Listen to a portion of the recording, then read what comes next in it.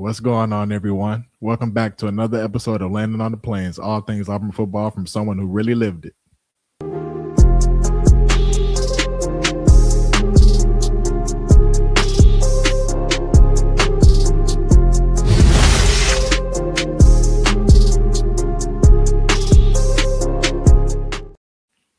Welcome back. This is Landing on the Plains, and I am your host, Chandler Wooten, former linebacker, team captain, and NFL vet. And today we got a really special one because I have a couple of little special guests with me, literally, and we will be touching later on down the line on the Duke Smith situation as well and what this means for Auburn moving forward. This one's going to be really fun for me today because I get to give you guys a glimpse into, my reason whys. And, starting off with this little one right here, this is Chance. Chance, say what's up. What's up?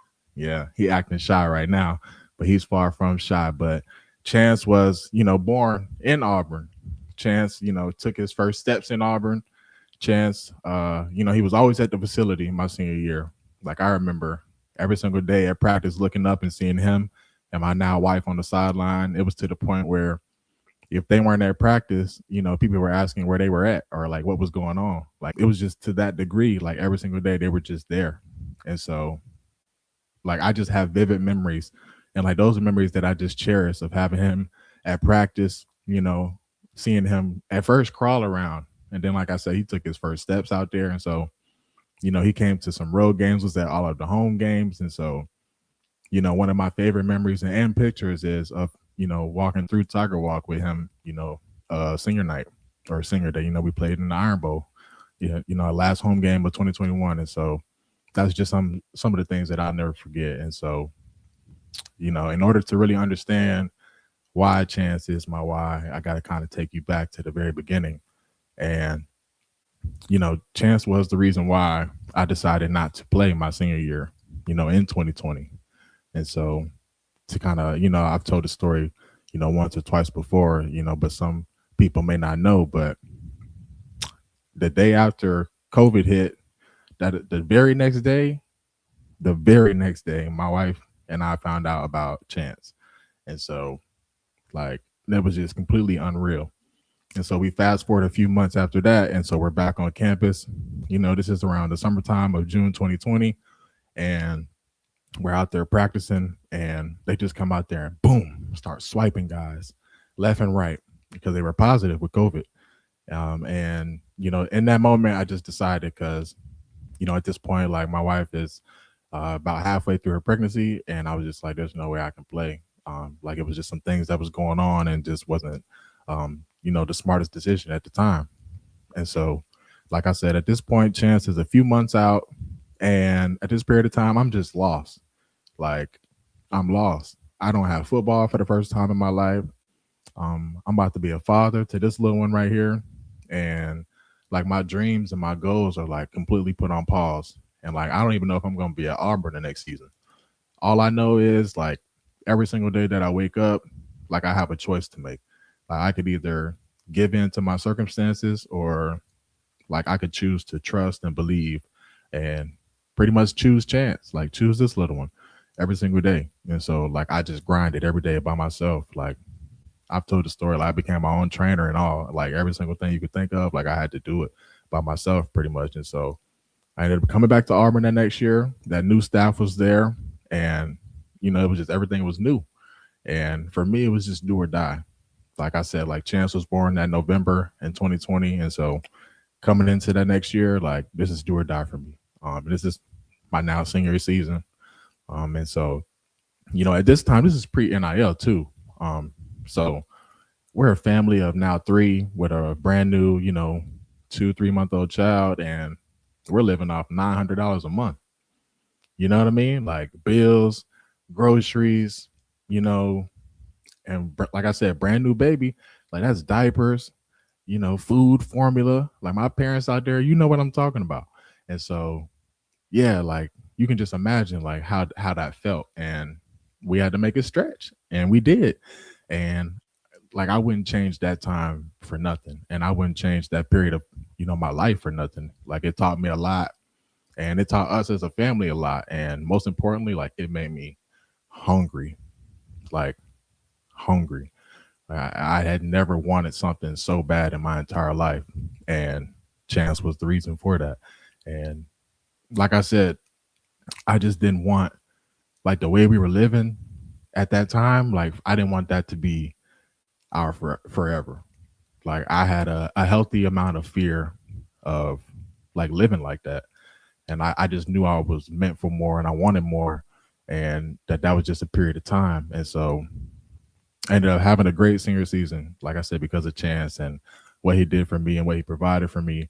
Having a great year and going through all of that, and Chance was just right there by my side every single day, and like it was wild. Like you know what I'm saying? Going to practice and coming home and then like having to take on those responsibilities and like being active and waking up in the middle of the night and like going through the whole entire nine, like that was an experience that I'll never forget. And so like Chance is our first, he's our big boy, and like he's special to me because, you know, like I say, he's my first. And, you know, he could probably never possibly know how much he's done for me, and how much he teaches me, and the fact that he does teach me more than I probably teach him at the end of the day. And so my Auburn experience ended the right way because of him, and I'm forever grateful for that.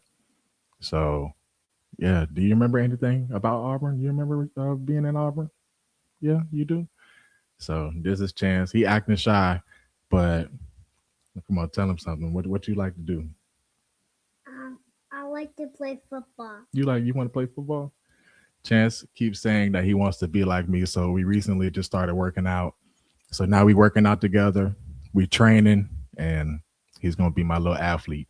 So it don't gotta be football. I'm with whatever my kids with. So if you want to play football, soccer, basketball, karate, whatever it is he wants to do, we're gonna do it, and we're gonna do it to the best of our ability. Because at the end of the day, my wife's and our goal is to raise respectful children, God fearing, God loving children, kind hearted, and at the end of the day, that they stand for and stand on what they believe in. And so, and that they understand that nothing in this life is given to them. They got to go earn everything. And so, as long as they work hard and, trust and believe and keep their head down and work, good things will happen for them. And so, yeah, this is Chance. This is my big boy. He's 5, just graduated pre-K from the start kindergarten. So he's a big boy now. Ain't that right? Yeah. All right. And that brings me, to my life after Auburn. And this is my main man, Cash Money. This is my twin right here. This is my big boy. He's my talkative boy, but he promised me he will behave. So we're going to see. We're going to see. But Cash came into the picture in 2023. And this is the year after my rookie year. And so I've just finished my first year in the NFL, found a way to stick around, right? After going undrafted, like I said, free agent. So now we're going into year 2. And so it's the off season. And boom, we find out about Cash. Boom, we find out about Cash. And so at this point, I'm just like, yes, I'm excited. But at the end of the day, 2 is greater than 1. Like anybody out there, like, like once you go past 1, like it's no more, zone defense. Like we had to play man defense once we had 2 kids. And so, adding him to the picture was a blessing. But, at the beginning, I didn't know if I was ready. And so in that moment, like I had to go through another shift like I did when I had Chance. And so I'm just like, whatever I have to do, whatever, in my power, it is like that, whatever it takes, like that's what I'm going to do to provide for my family and take care of my family. Because like I said, like I had a healthy fear of not being able to take care of my family. And like the profession I was in was extremely volatile. So it's like you could be there one day and go on the next. And so that's kind of the mindset that you have to have, especially coming from the position that I was coming from. And so, like I said, I had never worked so hard in my life this offseason going into my second year in the NFL because Cash is on the way. And like it was just hitting different at this point because yes, I had, 1 year under my belt, but it was an up and down kind of season for me because I started out in the practice squad in Arizona. I came to Carolina. I got my feet wet, but at this point, I'm seeing everything that's going on around me. You know, the year I came into Carolina, we didn't really win much, and so when you don't win in the league, like people don't stick around long. And so like I'm like, bro, I got to make something happen. And so like I said, I trained as hard as I ever have in my entire life, and like I went from undrafted one year to the next year making the opening day, 53-man roster. Like, and so that's just a testament to like what kind of fuel little one right here gave me, and like he just made me want to take it to another level. And I had to because that's what was required of me. And so like I'm playing pretty well this season and it's starting to click for me. And then one game early November, boom, I messed up my ankle. And yeah, it ended my season. And at this point, Cash is about to be born. He was at this point still, baking, and he was born, in December of my second season. And so at this point, I'm in the boot, I'm in the hospital with my scooter. I just had ankle surgery. I'm recovering. I'm doing all this stuff. And so like I just remember like Cash gave me a different kind of drive and fire to want to be better and yeah, to want to be better. And yeah, at the end of the day, it's just like my children are my why. And I truly get the world's greatest fulfillment and satisfaction watching and helping them grow. And like any kind of major success that I've had is because of them. And so like my children have always made me take it to another level. And so that's kind of bringing it full circle to where I'm at right now, because that's another, kind of spot that I'm in as we speak. My daughter will be here in exactly 2 months, or 2 months in a day, if she was to be born in exactly her due date. But she's gonna be here in about 2 months, and I'm feeling myself going through another shift and transition. And this time is a little different because now it's without football, but life lessons, like, they remain the same and they run throughout. And it's a lot of things that can carry over. And so yeah, I'm excited about this next chapter. And the world is theirs. I'm just blessed and grateful to be a part of it, and to have a role in it. And on the heels of Father's Day weekend, I just want to say again, thank you again to all the great men out there who do what is necessary, what is needed, and take care of business, because like I said, we are needed.